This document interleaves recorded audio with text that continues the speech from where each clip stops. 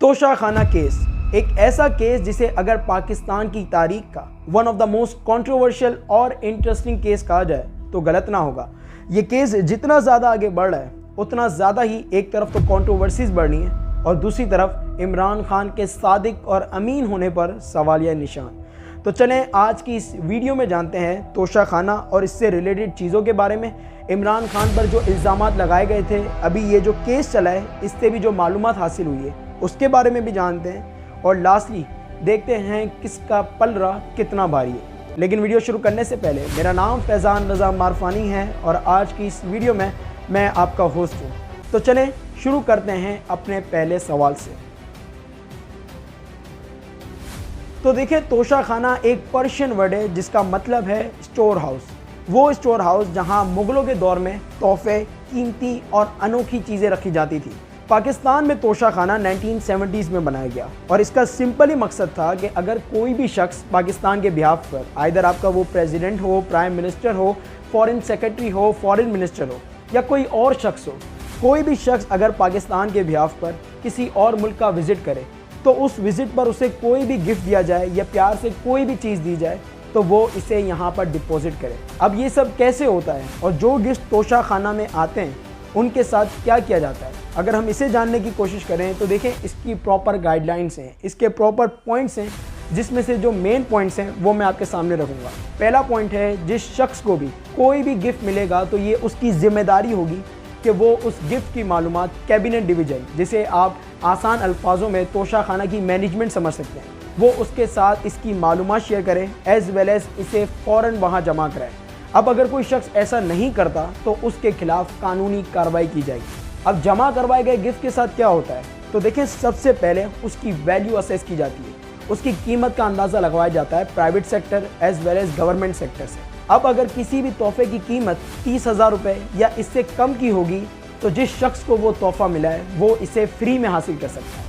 लेकिन अगर किसी भी तोहफे की कीमत 30,000 रुपये से ज़्यादा की होगी तो जितनी वैल्यू 30,000 रुपये से ज़्यादा होगी उसकी 50% वैल्यू देनी पड़ेगी, जिसका मतलब ये कि अगर किसी तोहफे की कीमत 35,000 रुपये तो उसे लेने के लिए, उसे ख़रीदने के लिए 2,500 रुपये देने होंगे।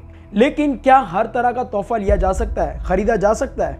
नहीं, बिल्कुल भी नहीं। अगर कोई तोहफा अनोखा है, उसकी कोई हिस्टोरिकल वैल्यू है तो उस तोहफे को हरगिज़ सेल नहीं किया जाएगा, बल्कि उसे फ्रेम करवाकर जो गवर्नमेंट बिल्डिंग्स हैं या फिर म्यूजियम्स हैं वहाँ पर नुमाइश के लिए भेज दिया जाएगा। बहरहाल इसी पॉइंट के साथ हमारे पहले सवाल के जवाबात ख़त्म होते हैं। तो चलें यहीं से चलते हैं अपने दूसरे सवाल की तरफ।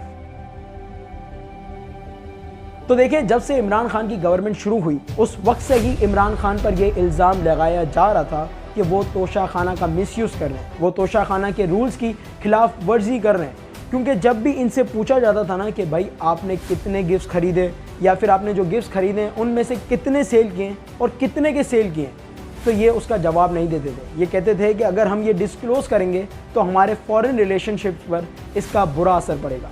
लेकिन फिर इनके ऊपर तोशाखाना केस चला जिसमें बहुत सी बातें सामने आ गई, जिसे पॉइंट बाय पॉइंट समझते हैं। पहला पॉइंट ये है कि फिस्कल ईयर 2018 टू 2019 में इमरान खान को टोटल 51 गिफ्ट्स मिले, जिसमें से इन्होंने 33 टू 34 ले लिए या फिर ख़रीद लिए। ले लिए मैं इसलिए कह रहा हूँ कि जैसा कि मैंने आपको बताया कि जिस तोहफे की कीमत 30,000 रुपये से कम की हो उसे आप फ्री ऑफ कॉस्ट ले सकते हैं। अब ये जो गिफ्ट थे ना, इसमें से 4 गिफ्ट्स ऐसे थे जो इमरान खान ने बेचे और यही वो 4 गिफ्ट्स हैं जो कि सारी की सारी गेम है, क्योंकि ये 4 गिफ्ट्स वो थे जो मोहम्मद बिन सलमान ने इमरान खान को दिए थे, जो कि हद से ज़्यादा कीमती थे। ख़ास करके वो वॉच जो कि ख़ास करके पाकिस्तान को देने के लिए डिज़ाइन की गई थी। बहरहाल इमरान खान ने अपनी केस की सुनवाई में ये कहा कि इन्होंने ये गिफ्ट्स 2,12,26,000 के खरीदे और 5,80,00,000 रुपए के बेचे और इसका सबूत ये है कि ये अमाउंट इनके बैंक अल-फलाह के अकाउंट में आई।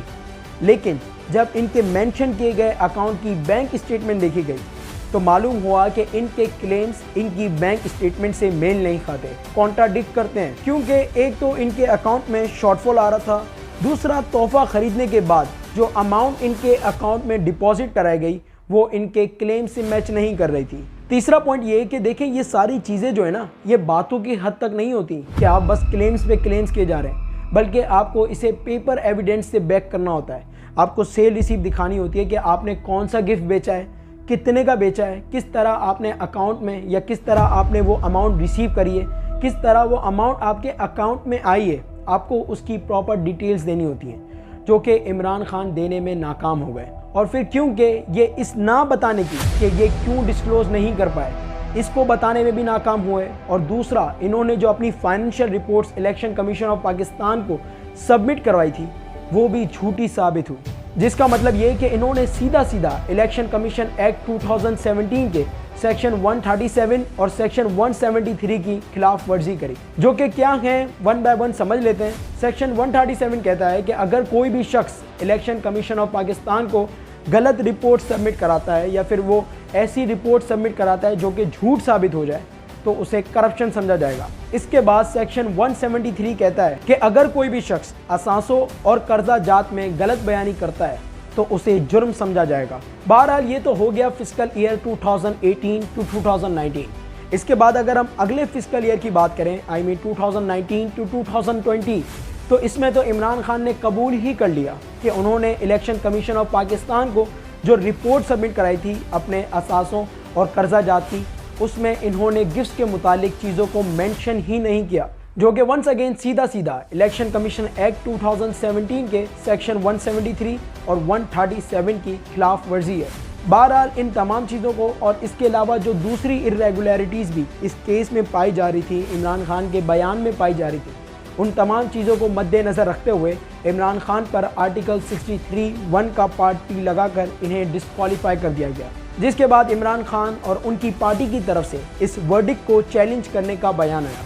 अब ये सब चल ही रहा था कि इसमें एक शख्स सामने आ गया, शेख उमर फारूक ज़हूर। इन्होंने एक प्राइवेट चैनल पे इंटरव्यू दिया जहां पर इनकी तरफ से बड़े बड़े क्लेम्स किए गए और कीमती चीज़ें दिखाई गई। इनकी तरफ से ये कहा गया कि वो 4 गिफ्ट्स जो मोहम्मद बिन सलमान ने इमरान खान को बेचे थे, वो 4 गिफ्ट्स इमरान खान ने इनको बेचे।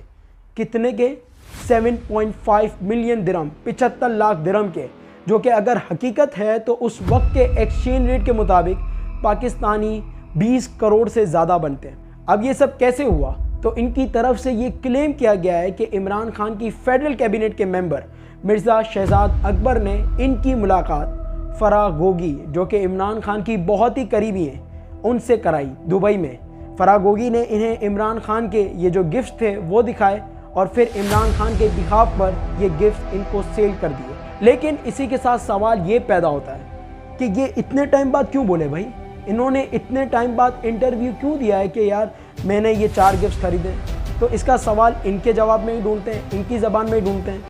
इन्होंने कहा है कि मिर्ज़ा शहजाद अकबर इनको कंटिन्यूसली ब्लैकमेल कर रहे थे, इन पर दबाव बना रहे थे कि वो अपनी डॉटर्स, इनकी जो 2 बेटियां हैं, वो अपनी एक्स वाइफ सोफिया मिर्ज़ा को दे दें। इसलिए इन्होंने ये सारी बातें टीवी पर आकर कह दी। बहरहाल ये इंटरव्यू लाइव होना था कि सोशल मीडिया पर हंगामा मच गया। इमरान खान की तरफ से ये ट्वीट किया गया कि इनफ इज़ इनफ, ये सब झूठ है।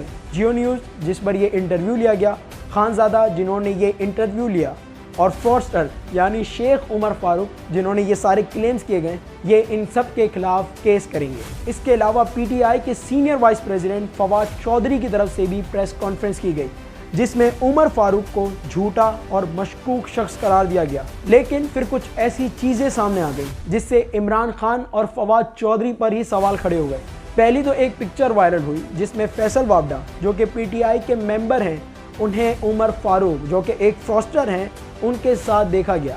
अब जब इनसे सवाल किया गया कि भाई ये पिक्चर में क्या कर रहे थे, तो इन्होंने इसका जवाब दिया कि ये इमरान खान के कहने पर इनसे मुलाकात करने गए थे। इसके अलावा फवाद चौधरी की भी चैट लीक हुई जिसमें वो इस झूठे और मशकूक शख्स को अपना भाई करार दे रहे थे और इसे समझाने की कोशिश कर रहे थे। अब इसी के साथ ही बहुत से सवाल खड़े होते हैं और इन्हीं सवालात पर मैं अपनी वीडियो को ख़त्म करूँगा। पहला सवाल ये है कि अगर शेख उमर फारूक ज़हूर इतना ही करप्ट बंदा है, इसके खिलाफ नॉर्वे में, स्विट्ज़रलैंड में, पाकिस्तान में, तुर्किया में हर जगह केस चल रहे हैं, इल्ज़ामात हैं इसके ऊपर करप्शन के, तो इसके पास वो गिफ्ट्स क्या कर रहे हैं जो इमरान खान को दिए गए थे? दूसरा और आखिरी सवाल ये है कि अगर लेट्स से सपोज कर लेते हैं कि ये जो गिफ्ट्स दिखाए जा रहे हैं ये नकली है, तो इमरान खान उस शख्स का नाम क्यों नहीं बता रहे जिनको उन्होंने गिफ्ट बेचे, या कितने के बेचें, ये सेल रिसीप्स डिटेल्स वगैरह शुरू से ही क्यों छुपा रहे हैं। बहरहाल अब तक इस वीडियो के रिकॉर्ड होने तक जितना अवेलेबल डेटा है उससे मालूम यही हो रहा है कि इमरान खान का जो पलड़ा है वो हल्का है। और इसी पर ही मैं अपनी वीडियो को एंड करूंगा। इन द एंड आपसे पूछता हूं आपको क्या लगता है इन तमाम चीज़ों के बारे में। अपनी राय कमेंट सेक्शन में ज़रूर दें। वीडियो अच्छी लगी हो तो वीडियो को लाइक करना, और अगर आप आने वाले वक्त में भी इंफॉर्मेटिव वीडियोस देखना चाहते हैं तो मेरे चैनल को सब्सक्राइब करना ना भूलिएगा। अल्लाह हाफिज़।